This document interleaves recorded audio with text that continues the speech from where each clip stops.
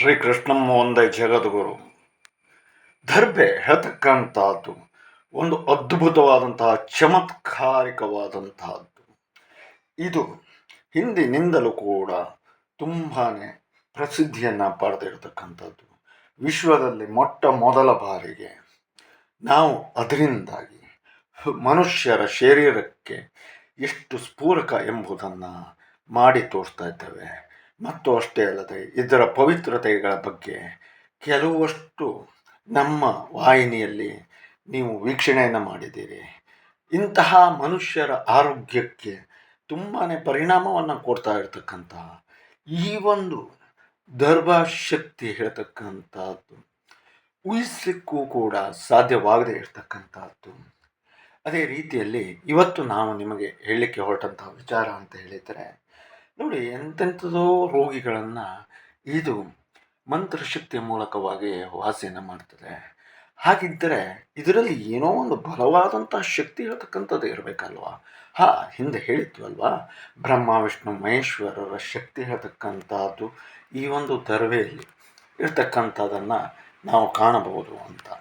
ಅದರ ಜೊತೆಯಲ್ಲಿ ವಿಶೇಷವಾಗಿ ಈ ಒಂದು ದರ್ಬೆ ಹೇಳ್ತಕ್ಕಂಥದ್ದು ಹುಟ್ಟು ಹೇಳ್ತಕ್ಕಂಥದ್ದು ಆಗಬೇಕಲ್ವ, ಅದಕ್ಕೆ ಒಂದು ಕಾರಣ ಇರಬೇಕಲ್ವ, ಒಂದು ಇತಿಹಾಸ ಹೇಳ್ತಕ್ಕಂಥದ್ದು ಇರಬೇಕಲ್ವ ಅಂತ ಹೇಳುವುದಾಗಿ ಹುಡುಕಿಕೊಂಡು ಹೋದಂತಹ ಒಂದು ಸಮಯದಲ್ಲಿ ನಮಗೆ ಅಚ್ಚರಿಯ ಒಂದು ಬೆಳವಣಿಗೆ ಹೇಳ್ತಕ್ಕಂಥದ್ದು ಕಂಡು ಬಂತು. ಹಾಗಾದರೆ ಈ ರೀತಿಯಾದಂತಹ ಒಂದು ತುಂಬ ಶಕ್ತಿಯನ್ನು ಉಳ್ಳಂತಹ ಋಷಿ ಮುನಿಗಳ ಕಾಲದಿಂದಲೂ ಕೂಡ ಅದರಲ್ಲೂ ಎರಡು ವಿಧವಾಗಿ ಇರತಕ್ಕಂಥ ದರ್ಬೆಗಳನ್ನು ನಾವು ಕಾಣಬಹುದು. ಹಾಗೆ ಏನೋ ಇದೆ ಅಂತ ಹೇಳುವುದಾಗಿ ನೋಡಿದಾಗ, ಈಗ ಒಂದು ಭತ್ತ ಗಿಡ ಆಗಬೇಕು, ಅದಕ್ಕೆ ತೆನೆ ಬರಬೇಕು, ಅಕ್ಕಿ ಆಗಬೇಕು ಅಂತ ಹೇಳಿ ಆದರೆ ಬೀಜವನ್ನು ಹಾಕಿದರೆ ಮಾತ್ರ ಭತ್ತ ಆಗ್ತದೆ, ಗಿಡ ಆಗ್ತದೆ, ತದನಂತರದಲ್ಲಿ ಬೆಳೆದು ಅಕ್ಕಿಯಾಗಿ ಬರ್ತದೆ.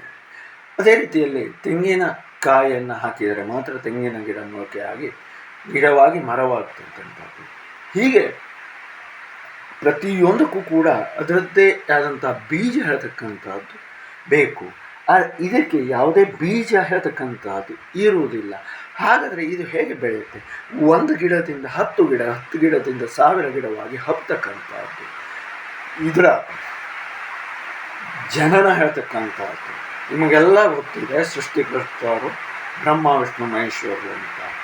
ಅವರು ಅದರಲ್ಲಿಯೂ ಮಹಾವಿಷ್ಣು ಅವತಾರದಲ್ಲಿ ಒಂದು ಅದ್ಭುತವಾದಂತಹ ಅವತಾರ, ವರಹ ಅವತಾರ ಹೇಳ್ತಕ್ಕಂಥದ್ದು ಆಗ್ತದೆ. ಆದಂಥ ಸಮಯದಲ್ಲಿ ಈ ಭೂಮಿಯನ್ನು ಎತ್ತುತ್ತಾನೆ. ಆ ಕಾಲದಲ್ಲೇ ಅದನ್ನು ಪ್ರಕಟವನ್ನು ಕೊಟ್ಟಿರ್ತಕ್ಕಂಥದ್ದು. ಭೂಮಿ ಹೇಳ್ತಕ್ಕಂಥದ್ದು ಗೋಳಾಕಾರವಾಗಿದೆ ಅಂತ. ಹಾಗಾಗಿ ಆ ಒಂದು ಭೂಮಿಯನ್ನು ಎತ್ತುತ್ತಾನೆ ಅವನ ದಂತಗಳಿಂದಾಗಿ. ಆ ಒಂದು ಎತ್ತುವಂತಹ ಸಮಯದಲ್ಲಿದೆಯಲ್ಲ, ಅವನ ಮೈ ರೋಮಗಳು ಭೂಮಿಗೆ ಉದುರುತ್ತಿದೆ. ಮಹಾವಿಷ್ಣುವಿನ ರೋಮ ಹೇಳ್ತಕ್ಕಂಥದ್ದು ಭೂಮಿಗೆ ಉದುರುತ್ತೆ.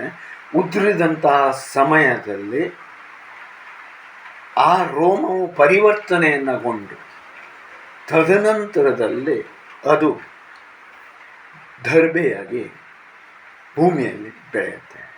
ಅದನ್ನು ನೋಡಿರ್ತಕ್ಕಂಥ ಋಷಿಮುನಿಗಳಾಗಿರ್ಬೋದು, ದೇವಾನುದೇವತೆಗಳಾಗಿರ್ಬೋದು, ಇದು ಮಹಾವಿಷ್ಣುವಿನ ಒಂದು ಅದ್ಭುತವಾದಂಥ ಶಕ್ತಿ ಅಂತ ಹೇಳಿದಾಗಿ ವರ್ಣಿಸಿರ್ತಾರೆ. ಜೊತೆಯಲ್ಲಿ ಪ್ರತಿಯೊಂದು ಹುಟ್ಟಿನಿಂದ ಸಾಯುವಲ್ಲಿ ತನಕನೂ ಕೂಡ ಜೊತೆಯಲ್ಲಿ ಮತ್ತು ಅಷ್ಟೇ ಅಲ್ಲದೆ ಆತ್ಮ ಸ್ವರೂಪಿಯಾಗಿರ್ತಕ್ಕಂತಹ ಮಹಾವಿಷ್ಣುವಿನ ಸಂಪೂರ್ಣವಾದಂತಹ ಅನುಗ್ರಹದಿಂದ ಈ ಎಲ್ಲ ಚಮತ್ಕಾರಗಳು ಕೂಡ ನಡೀಲಿಕ್ಕೆ ಸಾಧ್ಯತೆ ಆಗಿರ್ತಕ್ಕಂಥದ್ದು.